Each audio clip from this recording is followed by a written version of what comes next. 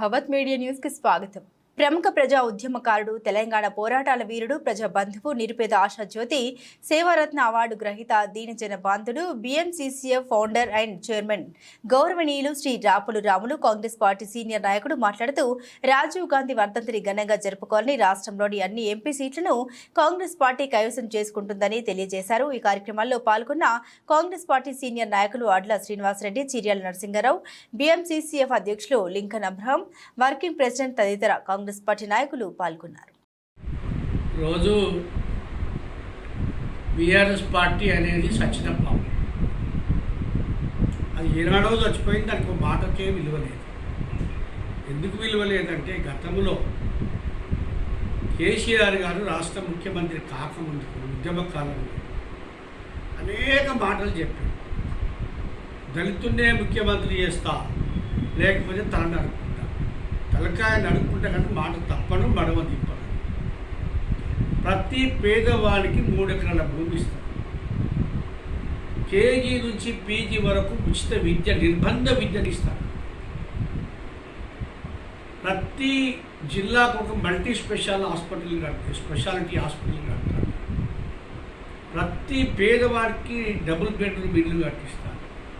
ఇట్లా అనేక వాగ్దానాలు చేసినటువంటి కేసీఆరే మాట తప్పి దళితుని ముఖ్యమంత్రి చేయకపోగా తనే ముఖ్యమంత్రి ప్రకటించారు.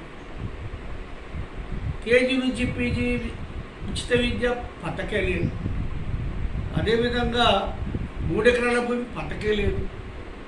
ఏ మాటకు విలువలు ఉన్నాయని ఈ మాటకు విలువలు ఉంటుంది. అందులో పోయి మల్లారెడ్డి గురించి అడుగుతున్నారు. మల్లారెడ్డికి మన విలువ ఉందా? ఆయన ఒక లీడరా? ఆయన ఒక ప్రజాప్రతినిధికి ప్రవర్తిస్తున్నాడా? ఆయన ఒక బ్రోకరు, జోకరు. ఆయన ఒక చిల్లర వెధవ. ఆయన మాట చేసిందా? పైగా ఆయన ఇప్పుడు ఏమంటాడంటే వాళ్ళ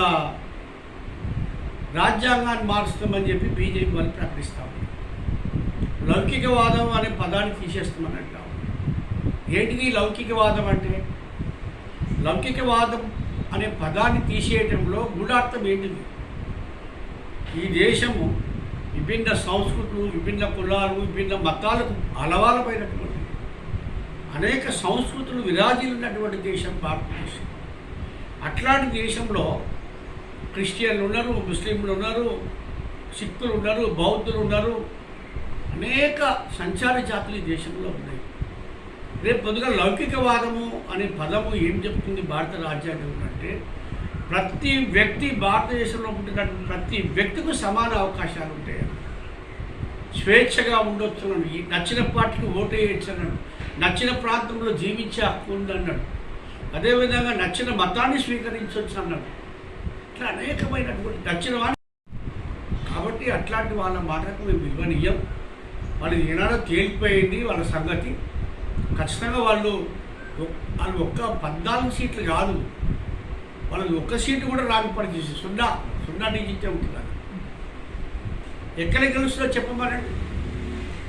ఎక్కడ గెలుస్తారు? ఏ నియోజకవర్గం గెలుస్తారా? ఆదిలాబాద్ గెలుస్తారా? మెదక్ గెలుస్తారా? లేకపోతే ఖమ్మం గెలుస్తారా? నల్గొండ గెలుస్తారా? భువనగిరి గెలుస్తారా? మల్కాజిగిరి గెలుస్తారా? ఎక్కడ ఉంది వాళ్ళకి అవకాశం? మహబూబ్నగర్ గెలుస్తారా? లేకపోతే నాగర్ కర్నూలు గెలుస్తారా? చివరిలో గెలుస్తారా? ఎక్కడ గెలుస్తారు వాళ్ళు? ఎక్కడ లేని ప్రజలందరూ చీత్కారం గురి అయిన వాళ్ళు కర్రు కాల్చి వాత పెట్టినారు. ఇంకా వాళ్ళ మాటలు విలువ చేయాల్సిన అవసరం లేదు. రెండోది BJP గురించి చెప్తున్నారు. BJP దాని జాతీయ ప్రధానమంత్రిగా ఉన్నటువంటి మోదీ గారు 2014లో ఆయన అనేక వాగ్దానాలు చేశారు.